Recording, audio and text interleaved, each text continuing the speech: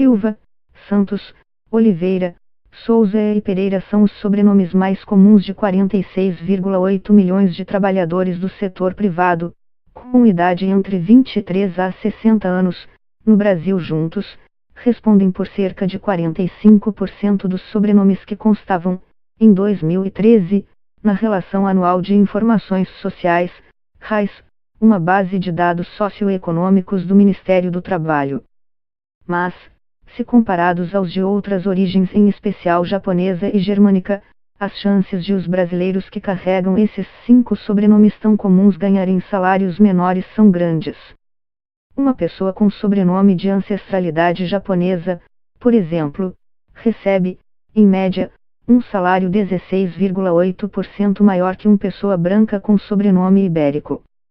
Os germânicos, por sua vez, recebem 8% mais que os indivíduos brancos com sobrenomes portugueses e espanhóis. Pardos, negros e índios, refletindo a já conhecida desigualdade que persiste no país, ganham menos. Quando o critério são apenas os 100 maiores salários registrados na RAIS, porém, os alemães se destacam e os japoneses vão para o fim desse seleto ranking. Nessa lista, segundo a base do Ministério do Trabalho, 43 carregam sobrenomes de ancestralidade alemã, 22 italiana e 17 ibérica, veja quadro. Esses dados fazem parte de uma série de estudos do economista Leonardo Monasteriu, do IPEA, Instituto de Pesquisa Econômica Aplicada, que tem se dedicado a pesquisar sobrenomes, ancestralidade, diversidade cultural e mobilidade social no Brasil. Ele conseguiu identificar a origem de sobrenomes de brasileiros usando uma técnica chamada de Machine Learning, método de análise de dados que automatiza a busca e a identificação de padrões.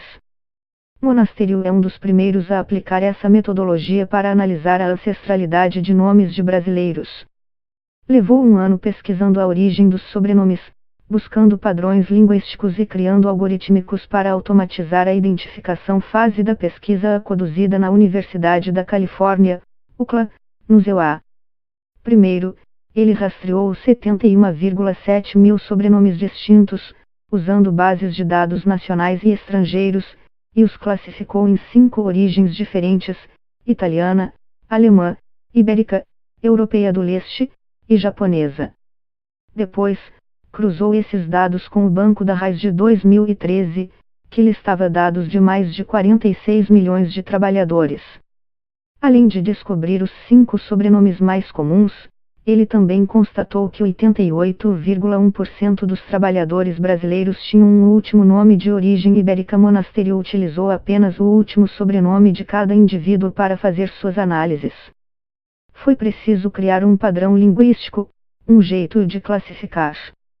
Claro que há imperfeições, mas a automatização vai aprimorando com o tempo, explica o pesquisador que, a princípio, estava interessado principalmente em criar um mecanismo de identificação de sobrenomes dos brasileiros.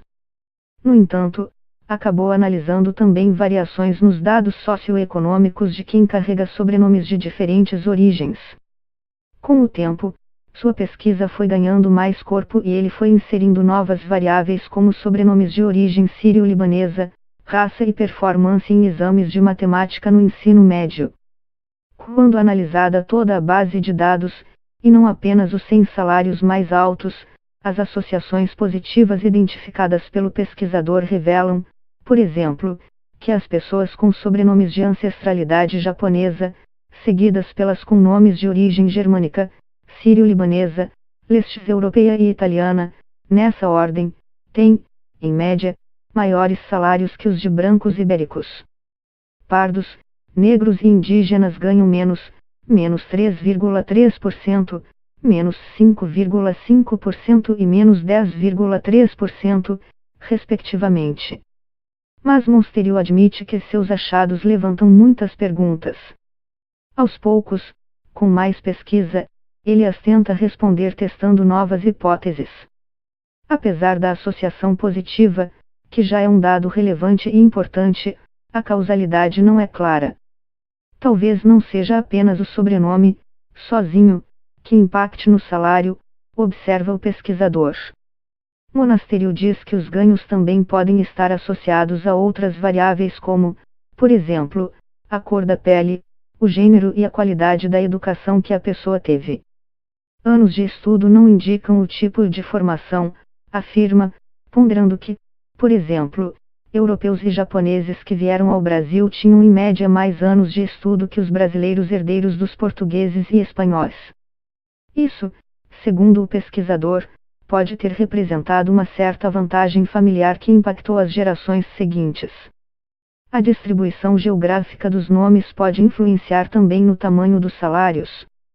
A região centro-sul do Brasil, onde salários e nível de escolaridade tendem a ser mais altos, concentra a maioria dos sobrenomes não ibéricos.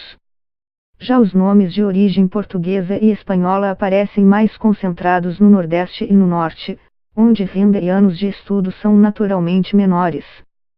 São Paulo, onde, em média, se paga os maiores salários do país, tem uma grande concentração de descendentes de japoneses. Além de serem os que ganham salários mais altos, os indivíduos com ancestralidade japonesa se destacam também por terem mais anos de estudo, em média 13,6 anos, e por tirarem melhores notas em provas de matemática, descobriu o Monasterio. As evidências são robustas e estatisticamente significantes, afirma o pesquisador, emendando que é necessário abrir a caixa preta e entender o porquê dessas diferenças.